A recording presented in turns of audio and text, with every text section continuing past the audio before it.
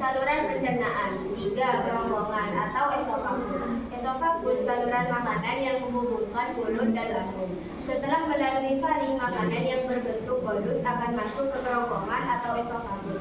Kerongkongan berupa saluran sepanjang 20 cm di belakang saluran pernapasan yang menghubungkan antara mulut dan lambung. Makanan dapat bergerak dari mulut ke lambung karena adanya gerakan peristaltis oleh dinding otot kerongkongan. Gerakan peristaltis adalah gerak otot saluran pencernaan berupa gerak kontraksi atau mengendap atau mengkerut, dan relaksi atau kembali ke bentuk semula. Saluran pencernaan. 4. Lambung atau ventriculus. Lambung atau ventriculus kantung pencernaan yang mengolah makanan secara mekanis dan kimiawi. Lambung terdiri atas 3 bagian, yaitu kardia atau bagian atas, fundus atau bagian tengah, dan pylorus atau bagian bawah. Lambung dilengkapi 2 otot melingkar atau sfinkter, yaitu A. Otot sfinkter kardiak, terletak di ujung lambung yang berbatasan dengan kerongkongan. Otot ini menjaga makanan agar tetap berada di lambung, tidak kembali ke kerongkongan. B.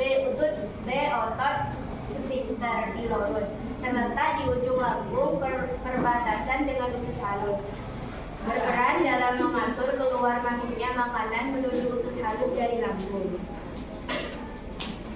Lambung atau ventriculus, kantung pencernaan yang mengolah makanan secara mekanis dan kimiawi. Dinding lambung terdiri atas 3 lapis otot, yaitu otot memanjang atau bagian luar, otot melingkar atau bagian tengah, dan otot miring atau bagian dalam. Kontraksi ketiga macam otot tersebut dapat menyebabkan makanan teradu secara merata dengan detak lambung yang dihasilkan di bagian fundus pencernaan mekanis di lambung. Proses pencernaan di lambung mengubah makanan menjadi bentuk seperti bubur dimakan di mulut. Lambung atau ventriculus, kantung pencernaan yang mengolah makanan secara mekanis dan kimiawi. Dinding lambung menghasilkan cairan yang disebut dengan getah lambung. Getah lambung sebagian besar terdiri atas air, namun juga mengandung zat-zat berikut. A. Asam klorida atau HCl, membuat getah lambung bersifat asam, berfungsi mematikan bakteri dan merangsang sekresi getah usus halus, dan mengaktifkan pepsinogen menjadi enzim pepsin. B. Enzim pepsin berfungsi memecah protein menjadi molekul-molekul yang lebih sederhana disebut pepton. C. Enzim renin berfungsi mengumpulkan protein susu atau kasein yang terdapat dalam air susu.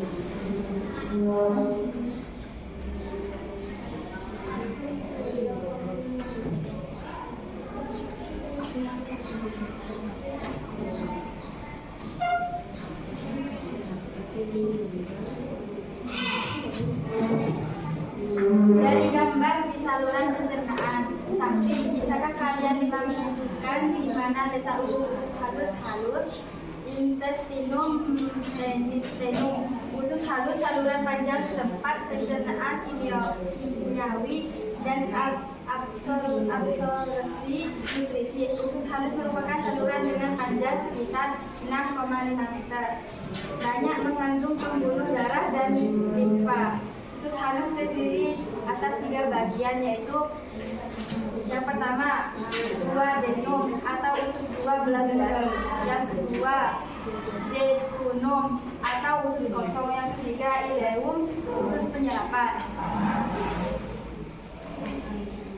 Di bagian duodenum bermuara 2 muara, yaitu saluran empedu dan saluran pankreas. Usus halus saluran panjang tempat pencernaan kimiawi dan absorpsi nutrisi. Kelenjar-kelenjar yang terdapat di dalam jejunum dan ileum menghasilkan getah usus halus yang mengandung beberapa enzim, yaitu A. Maltase berfungsi mencerna maltosa menjadi 2 molekul glukosa. B. Sukrase berfungsi mencerna sukrosa menjadi glukosa dan fruktosa. Yang C. Laktase berfungsi mencerna laktosa menjadi glukosa dan galaktosa. D. Peptidase berfungsi mencegah polipeptida menjadi asam amino. Usus halus saluran panjang tempat pencernaan kimiawi dan absorpsi nutrisi. Usus halus dilengkapi struktur berbentuk lipatan atau lekukan di dalamnya, tersebut jonjol usus atau villi. Berfungsi memperluas bidang penyerapan makanan sehingga absorpsi nutrisi menjadi lebih efektif dan efisien. Coba perhatikan struktur villi pada gambar di samping. Usus halus saluran panjang tempat pencernaan kimiawi dan absorpsi nutrisi. Dalam villi terdapat banyak pembuluh darah dan pembuluh kil atau pembuluh getah bening usus. Pembuluh darah berfungsi mengangkut zat-zat tertentu hasil penyerapan di usus halus, diantaranya glukosa, asam amino, vitamin larut dalam air atau vitamin B dan C, air dan mineral. Pembuluh kil berfungsi mengangkut asam lemak dan gliserol serta vitamin yang terlarut dalam lemak atau vitamin A, D, E, dan K menuju pembuluh balik di bawah tulang selangka.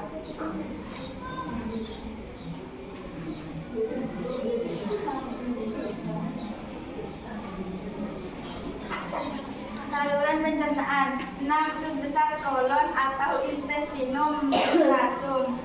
Usus besar saluran tempat pengolahan zat sisa pencernaan melalui proses penyerapan air dan pembusukan oleh bantuan mikroflora. Panjang usus besar kurang lebih 1 meter. Pada pertemuan antara usus halus dan usus besar terdapat klit ileosekum yang menyebabkan sisa-sisa pencernaan usus besar tidak dapat kembali lagi ke usus halus. Di bawah usus buntu atau sekum terdapat tabung yang panjangnya beberapa sentimeter disebut umbai cacing atau appendix diduga berperan dalam sistem pertahanan tubuh karena mengandung simpul limfa atau getah bening. Usus besar saluran tempat pengolahan sisa pencernaan melalui proses penyerapan air dan pembusukan oleh bantuan mikroflora. Fungsi usus besar atau kolon: penyerapan air dan sisa-sisa makanan sehingga berbentuk feses yang cukup padat, menyimpan feses sampai dapat dikeluarkan dari tubuh melalui anus. Di dalam usus besar terdapat berbagai jenis mikroorganisme atau makhluk hidup renik yang tidak terlihat, yang menguntungkan atau disebut mikroflora. Salah satu contoh mikroflora adalah bakteri Escherichia coli. Mikroflora berperan membantu membusukkan sisa-sisa makanan menjadi feses, berperan membentuk vitamin K, dan menghambat pertumbuhan bakteri patogen.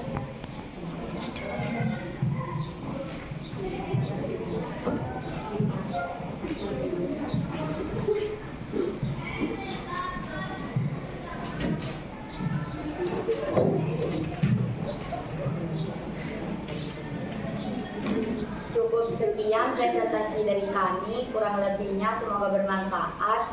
Wassalamualaikum warahmatullahi wabarakatuh.